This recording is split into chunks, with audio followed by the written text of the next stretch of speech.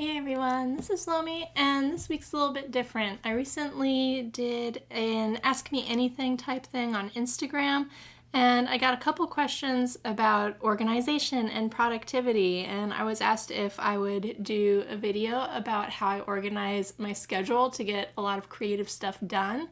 I figured I could. It's not something that I would usually cover, but I put up a poll to see if people would want to see that. And I was really surprised by the number of people that said yes. I do always get a lot of questions about my kanban board and my planner whenever I share them on Instagram. So we'll go ahead and we'll do it. I'll show you how I keep straight everything that I'm doing. So first up is the kanban board. This is a Japanese productivity tool that I discovered on Pinterest and fell in love with. And mine is divided into 3 traditional sections. I've got the to-do, in progress, which is stuff I'm currently working on, and the things that are done. Everything that I am trying to get done in a month, I put over here in the to-do section. I color code it based on what the project is, and I'll explain a little bit more about that as I go. When I start working on something, I move it to the middle, and then when it's done, it goes over here, and that lets me keep track of everything that I'm accomplishing in a month. And the color coding also lets me see what I'm giving the most attention, what I probably need to give a little bit more attention to, and what is just straight up not getting done. So I've taken a few things off for privacy reasons, just because they're personal projects that not everybody needs to know about. The blue ones right now I'm using for my current writing project for my novel Spectrum Blade. It's the first book in a new fantasy series that I'll be putting out. Yellow is what I use for personal things and home improvement. Pink is anything that's like social media or related to my platform, like administrative work, like if I need to renew a domain name or something like that, that'll go onto a pink sticky note. And then the orange ones are for my YouTube videos, and you can see a couple things that are going to be coming up, and I'm recording this at the beginning of October, but you're not actually going to see this video until November, so all these things here will be up, and this is what I'm working on right now. One of the big points of the kanban board is breaking tasks down into small things that can be done in a sitting, or in my case, I try to break it down into things that can be done in a day. And that works well for things like making promo images or writing a short story, but it doesn't work as well for videos. Videos usually have about 7 steps in making them, but I don't have space on this tiny cork board to put 7 sticky notes per video, so I just use one. And then I write down everything relating to that video in my planner, which I will show you now. So I use Recollections planners from Michaels, and I get them when they are on clearance. So they're about $10 each usually when I buy them. And I like to change what cover I'm using every few months just to keep things fresh. So right now I plan by quarter. This is the one that I'm going to be using for October, November, and December, but I might change into a different one for December just to look a little bit more Christmassy. We'll see how I feel as I go along. At the beginning of each quarter, I set up my planner with new inserts that I print, and the first thing inside my planner is my 5-year goals list. So I've blocked out some more personal goals on my 5-year goal list, but you can see most of them are related to my writing, which is what I want to do. You know, I want to be a full-time author. I want to be putting out lots of books. So most of my life goals revolve around making that happen. I've already achieved a couple things for 2021, but I'm not going to get all of this done. So I usually go to about halfway down my 5-year goal list and then I remake it. So my 5-year goals get revised every 2 to 3 years, and that works really well for me to figure out what I need to be focusing on and what I can realistically get done in a time frame. There's a saying that you typically overestimate what you can do in 1 year, but underestimate what you can do in 10 years. So I try to keep this as sort of a vision statement to keep me focused on what I'm going to be doing in the next 10 years of my life. So from here, we move on to looking at the planner system that I use. Right now, I use the HB90 planning method, which was made by Sarah Cannon. She has a channel here on YouTube for authors called Heart Breathings, and I've really enjoyed her planner system. I decided to give it a try because she has designed this to be used in conjunction with a kanban board, and these are things that will go on my board eventually, probably not this month, but maybe next month, and I'll move them then. It's just things that I've had to pull off the board that I couldn't get to, but it's things that I know I want to do. So I store those in here on one of my little plastic dashboards just so that I don't lose them and so that I don't waste paper. This planner system is designed to be done quarterly, so it's 3 months at a time, and I love that because it gives me a lot of time to reevaluate what I'm working on and figure out what needs to have my focus. It's also based on having 3 main goals, and these can be anything that you want, but I typically break them down into the same categories.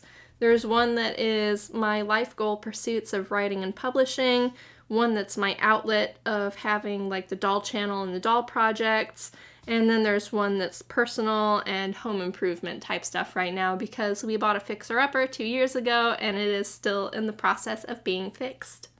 So I tend to get really specific in setting my goals because it lets me know what projects I need to be focusing on. So I write down, like the subcategories, the big tasks that I want to get done for each goal. This is actually a contract that I recently signed for some video projects, and I wish I could tell you about it because I'm really excited, but there's a non-disclosure agreement, so everything related to that has been blocked out in my planner also as we go through. But yeah, this is just things that I want to achieve in each main category of goals. On the next page, there's a section for future projects that lets me look ahead into the next year and the big projects that I can be tackling for each of those. And I try to keep this a lot more vague because this changes month by month, and I never know if I'm actually going to get to these projects when I get to this quarter. But it lets me plan ahead and start laying groundwork for things that I want to achieve. The next section is where I keep track of all the little steps that go into each project, and these are the things that actually go up on the kanban board because these are the things that are easier to break down. So for this, there's a lot of the different small steps that go into publishing a book. Over here I have a list of videos that I want to do, and over here is some of the home improvement projects that I need to get done. And not all of these can be done in a day, but some of them can, and I just kind of pick and choose from this list what I think I can get done in any particular time frame.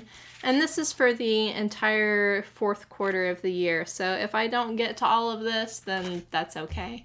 Anything that's left over at the end of the quarter, I can decide before I go into the 1st quarter of the next year, do I want to do this still, or is it something that I'm going to let go? The next section is where I determine where I want to be for each goal at the end of each month in the quarter.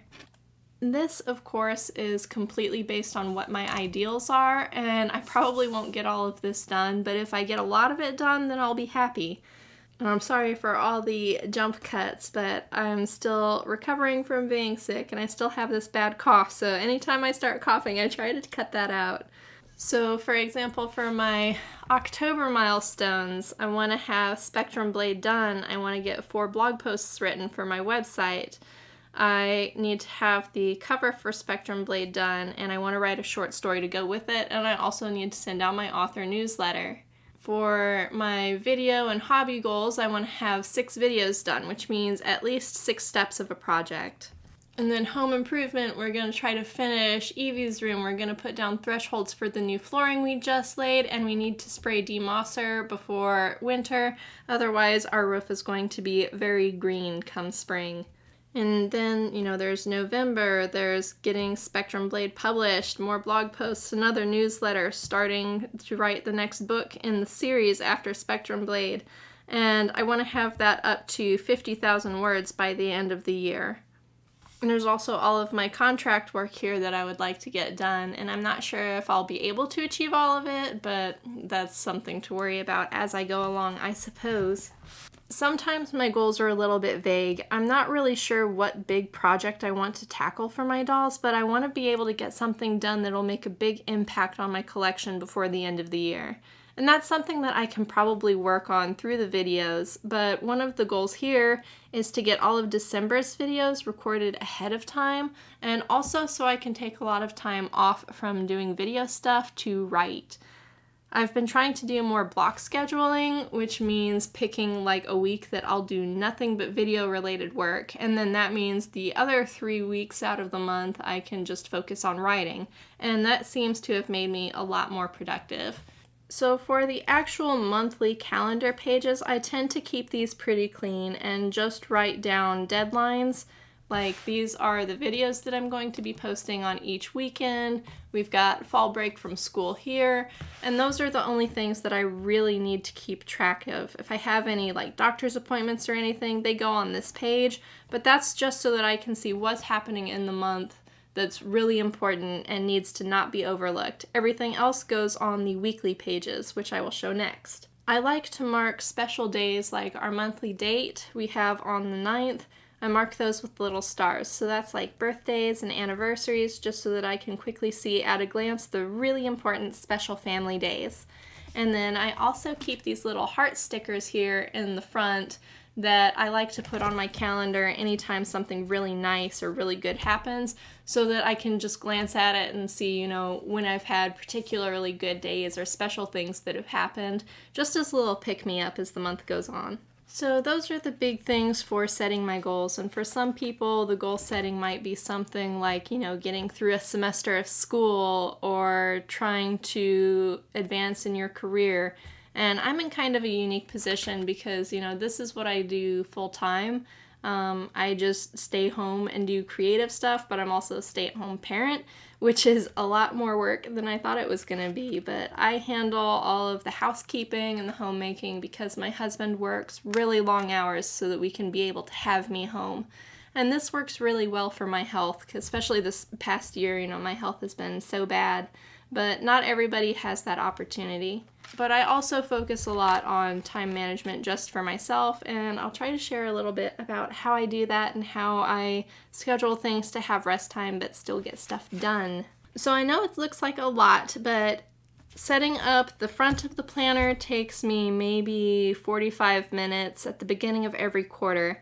And then each Sunday through that quarter, I'll sit down Sunday night and take about 20 minutes to figure out my week. And really and truly, for the amount of time that it saves me to not have to figure this out through the rest of the week, it's well worth it getting it done. You can see I color code all of the tasks that go here, and that's because they match what is on my kanban board, so these go along with the sticky notes. Not all of these are sticky notes. You can see I've got like a blog post, that one is, but then making like my social media posts, those are not. Each column corresponds to things that push me toward goal number 1, goal number 2, or goal number 3. So all of this in goal number 1 is stuff that's related to my author platform and my writing and publishing. Number 2 is my doll hobby, all of my videos, making patterns.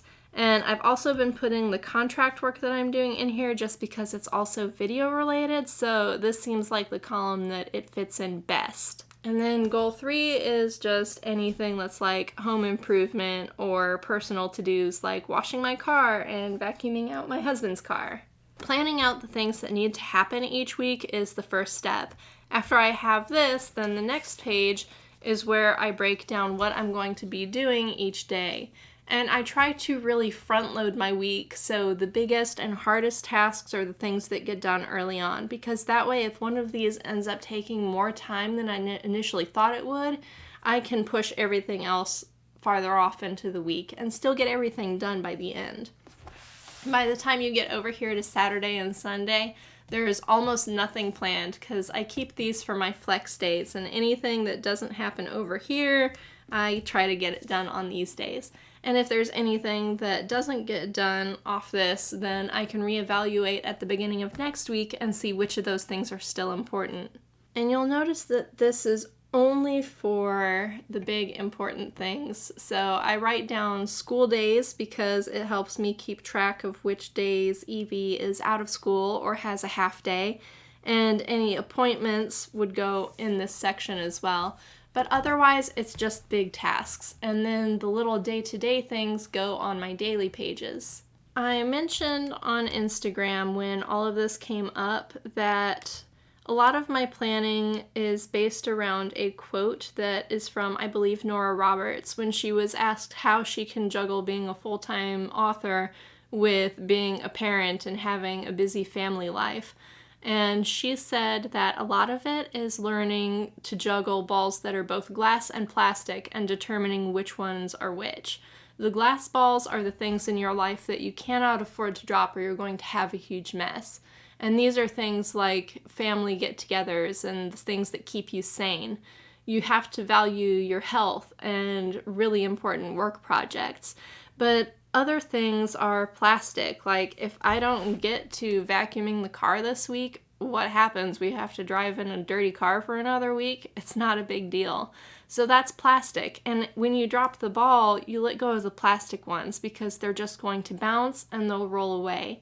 And they'll still be there when things calm down and you're able to pick it up again. So my day-to-day schedules look a little bit more busy. And this is a pretty normal day for me, but I try to break things down by importance. Up at the top of the page, sometimes I put my 3 most important goals for that day, and sometimes if we're in a big time crunch, I'll go ahead and fill them out through the whole week, not for projects, but for meal planning, because then I can figure out what needs to be thawed out when for cooking. And this is where I put all my little day-to-day things that I would probably forget if I didn't write them down. So remembering to take my vitamins and the typical housework. I try to schedule one room for each day of the week that gets a really good cleaning, because then surface work for the next week or even 2 weeks is really easy. So I try to do like a deep cleaning on the kitchen once a week, and then it's just a matter of like cleaning off the counters and wiping it down for the rest of the week because everything else is done. So it's a lot easier to stay on top of things if you invest in things like that. And then sometimes I'll have like what my mom calls hot spots, where they're places that tend to get cluttered up and get really messy and become distracting. So I don't have it on here, but my hot spot that I'll be cleaning up today is the stairs up to my studio, which is where all my new project supplies get stacked, and I end up not always carrying them up here when I should, and I'm trying to get better about that, but I'll be picking all of those up today and bringing them up, and that'll take care of a hot spot that brings me a lot of stress. So this daily page has a lot of spaces on it, and this is where I put my general to-do. Down here is where I put anything that I need to be posting on social media, and there's a lot on here because one of my things for today is scheduling posts, and I actually didn't go back and mark off all of these after I got them posted, or scheduled at least, so I'll scratch those off later. But anything that I'm doing for social media updates goes in here so that I can remember what has to be done and what has been done, because I am very forgetful and easily overwhelmed. And if I don't write down on here that I should probably post something on Instagram to let people know that I'm alive, I'll just like go 3 months without posting and not even realize it, which is not really a good thing to do when you're trying to build up a social media platform for your career. This section down here is empty, but I typically use this for anything related to my writing work. So if I'm doing writing sprints, I'll write down my sprints and the word counts that I'm getting in here. And if I come up with any great ideas for storyline changes or stuff that I know I need to check on when I edit, then I'll write that down in here also so that I can compile everything into a notebook at the end of the week. I think the section that people will probably take the most away from here is this one, where it's the hour-by-hour breakdown. And I know a lot of people can't relate to being a stay-at-home parent or having a lot of time to create, but that's why I wanted to emphasize that a lot of my creative work happens in very limited periods of time. I typically have a maximum of 3 hours a day that I can work on writing or doing videos or doll projects, and I try to make the most of that. I give myself a typical lunch hour where I try to do a little bit of social media updating because I can do that one-handed on my phone while my food is cooking. But these big empty sections here, this is what a lot of people can relate to. This is the amount of time that a usual person would spend commuting to work, working, and, coming home. This is space that you can't really use for the things that you want to be achieving. You might be able to fit in some of the housework before or after, but on the whole, most people are really going to have maybe 3 or 4 hours a day in the evening that they're able to sit down and get things done that they're really looking forward to, or things that push them toward their personal goals. So I really wanted to emphasize that, these are the magic hours that everybody gets. And while I do a lot of the housework and volunteering for the school and stuff that keeps me busy through the typical work hours, the time that I'm working on the things that I really care to get done, those all happen down here. And I'm actually really happy to be back up to having 3 whole hours in the evening that I can work, because through most of the pandemic, I had gotten down to where I had maybe an hour and a half. Like from 9:30 to 11 was the only amount of time that I had to do my writing and all of my doll projects and edit my videos, and trying to get everything done was really difficult. I used to have a buffer of videos scheduled back when I was doing Patreon, and I would be several weeks ahead usually. Everything was scheduled way ahead of time. And during pandemic stuff, that just completely evaporated, and I didn't have any more windfall to keep me safe because all of my time was eaten up. But I still managed to get things done, and I'm really proud of having achieved some things, even though I just had an incredibly limited amount of time. But this is really why all the planning that happens earlier in the planner is so important, because all of that planning, all of that groundwork, lets me determine what things are small enough to fit into each section of this. So I try to break it down as small as I can. What's the smallest thing that I can accomplish today that will still move me forward toward the things that I want to achieve? So for today, this is Monday, the 4th of October. I've got video editing. I'll probably finish editing this one tonight. And then I need to outline my short story to go with Spectrum Blade and start drafting my next pattern that you guys are going to get for Halloween. Each of these is something that's probably going to take about an hour, but each one is a pretty good sized piece of a project. Outlining my stories is really important for me because it helps me compartmentalize what can be done in a short amount of time. Because if I only have 5 or 10 minutes to write, I need to know where I'm going in the story next, or it's just not going to work out. And then pattern drafting is going to be taking measurements and working it out and cutting out the pieces to test the pattern tomorrow so that I can see what needs to be revised. I might end up with a little bit of extra time after the end of this, and that'd be great because my husband got me a Story of Seasons, Pioneers of Olivetown, and I love that game, and I really want to have some extra time to play it. But you can also see that I've left some buffer time here that's, time to spend with family, time to play games together, time to have dinner together, and also time to spend with Evie before she goes to bed. And those are the things that, to me, are the balls that cannot be dropped. So like the work that I do for her school, that's high priority. Spending time with her every day, that's high priority. These are the things that I don't miss. And all of these other things that I outline that I need to get done for my goals and my pursuits, those are the things that if they don't get done quite as fast as I want, I'm the one setting the deadlines. And I have the power to flex this through the rest of the week or the month or the quarter, or put it off until next year if it's not something that's bringing me joy and something that's moving me toward all of these things that I want to achieve in this very short amount of time that I am given here on Earth. So yeah, I don't know if any of this has been useful, but this is how I organize things and how I keep track of all of my projects. I hope that somebody gets something out of it, but if nothing else, all of you who were really curious about it when I put up the poll, hopefully your curiosity is sated after seeing the mess that is my schedule and all the things that I want to achieve. But yeah, that's it for today, and if you have any questions, you can leave me a comment and let me know. Otherwise, I think the most interesting thing is going to be looking back at this a month from now when it actually goes up and seeing how many of these things I actually managed to do. But that's all for today. See you next time.